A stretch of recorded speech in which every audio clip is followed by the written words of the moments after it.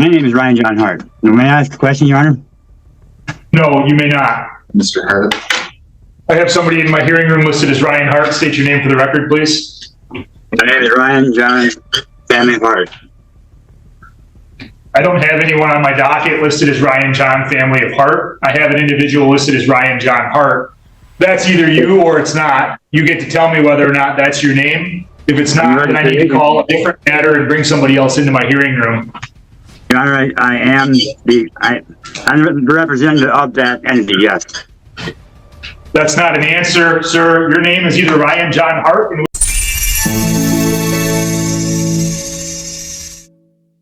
In this courtroom hearing, Ryan Hart immediately created tension by refusing to clearly identify himself and repeatedly challenging the court's procedures. The judge warned that courtroom games only delay justice and refused to let the hearing spiral into chaos.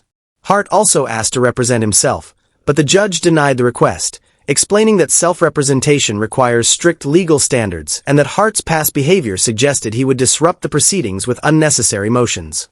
When Hart continued interrupting, the judge issued a serious warning that future disruptions could violate his bond conditions, leading to contempt charges and even jail before trial. The hearing ended with Hart remaining represented by his attorney and being ordered to appear in person at the next court date. Thanks for watching this video. If you enjoyed this courtroom breakdown, don't forget to like, share, and subscribe to our channel for more courtroom drama and legal analysis. We'd also love to hear your thoughts. So leave a comment below and let us know what you think about this case. See you in the next video.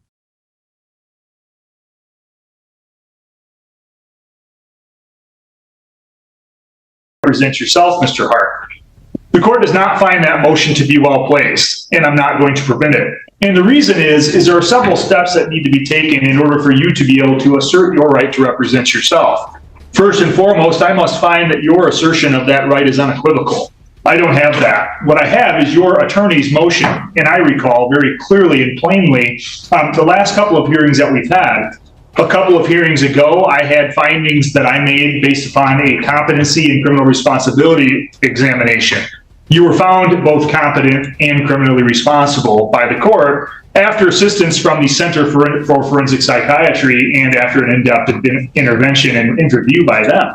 I made the findings, your attorney agreed with them, and the prosecutor agreed. I have not once heard you make any type of unequivocal request at all. What I instead heard when I consider whether or not there's an unequivocal request for you to represent yourself is your attorney explained to me, I think this was 2 or 3 hearings ago now, that he was somewhat conflicted. And these are not his exact words, but this is what I recall from it. He was somewhat conflicted. You had wanted him to file various different motions, which the attorney did not find were supported by law. And the communication that I had in response to Mr. Seeger, again, was some version of this. I told Mr. Seeger that as the attorney, he and he alone chooses which motions are to be filed and which are supportable by fact or by existing case law or by the extension of existing case law. If he can't make those arguments that are good faith supported by law or an extension for the law, then he's not permitted to file the motions. It was at that point that Mr. Seeger then suggested that another solve for him could be that you could represent yourself. In other words, the implication that what Mr. Seeger was making is that if you were representing yourself, you would not be constrained in the way that he is. It would allow you to file whatever frivolous motions, I'm using that word, Mr. Seeger didn't, whatever frivolous motions you wanted to. And so the request to have you represent your attorney is not found, number one, by the court to be unequivocal in any way. Number two, I would have to go through with you and be confident that you understood the maximum penalties associated with the crimes. I have every reason to believe that you understand the maximum penalties, but I have every reason to believe that if you and I had a discussion about what those maximum penalties were, you would express confusion and you would not express a knowing, confident, and voluntary understanding of those things. And so I'm not yet even going to get to that second step. I also, of course, would have to, under People v. Anderson, the binding Michigan Supreme Court case regarding waiver of constitutional right to represent yourself, I would have to make specific other findings. And those findings specifically are that I would have to determine, after a conversation with you, that you acting as your own attorney would not disrupt or unduly convenience or burden the court in the administration of the court's business.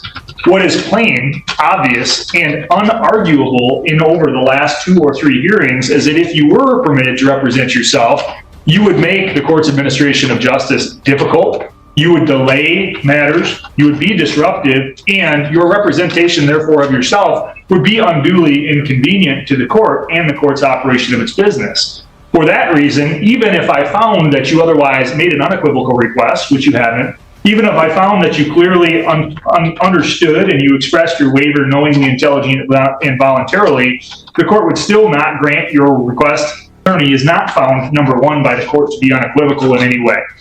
Number two, I would have to go through with you and be confident that you understood the maximum penalties associated with the crimes. I have every reason to believe that you understand the maximum penalties, but I have every reason to believe that if you and I had a discussion about what those maximum penalties were, you would express confusion and you would not express a knowing, confident, and voluntary understanding of those things. And so I'm not yet even going to get to that second step. I also, of course, would have to, under People versus Anderson, the binding Michigan Supreme Court case regarding waiver of constitutional right to represent yourself, I would have to make specific other findings. And those findings specifically are that I would have to determine, after a conversation with you, that you acting as your own attorney would not disrupt or unduly convenience or burden the court in the administration of the court's business. What is plain, obvious, and unarguable in over the last 2 or 3 hearings is that if you were permitted to represent yourself, you would make the court's administration of justice difficult, you would delay matters, you would be disruptive, and your representation, therefore, of yourself would be unduly inconvenient to the court and the court's operation of its business.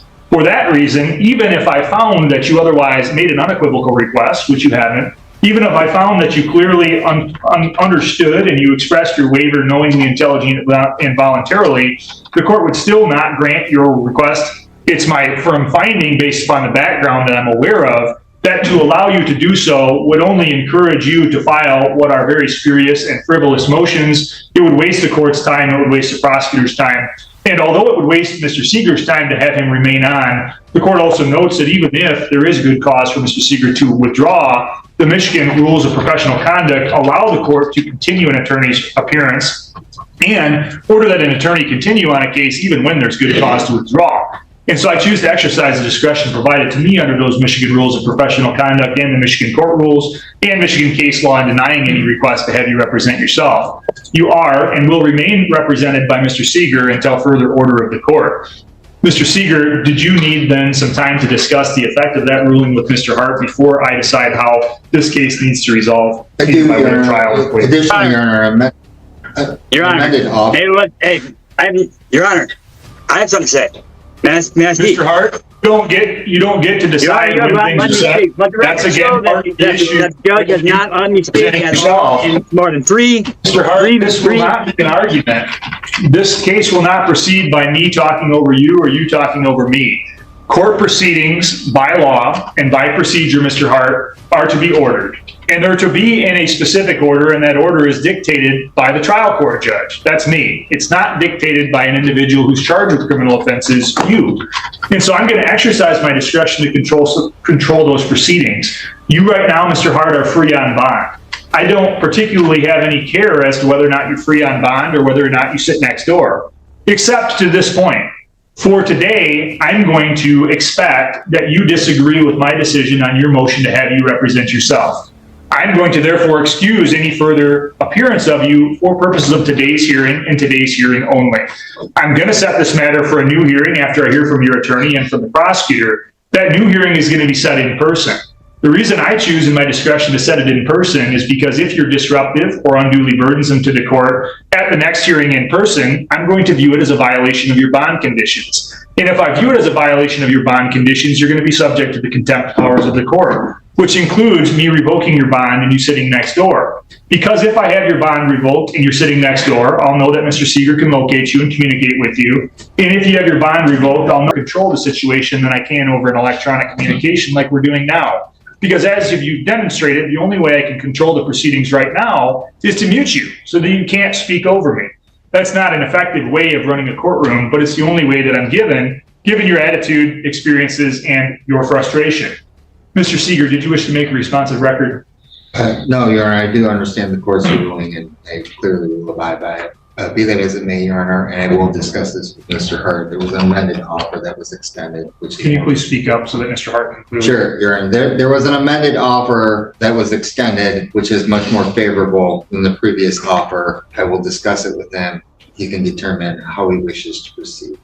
All right. Did you want to, for purpose of the record, state that offer on the record? Your Honor, my understanding is that he could plead to one count of attempted resisting and obstructing, which would be a misdemeanor in lieu of dismissal of the attendant charge together with the habitual offender notice. What was the habitual offender notice that was charged?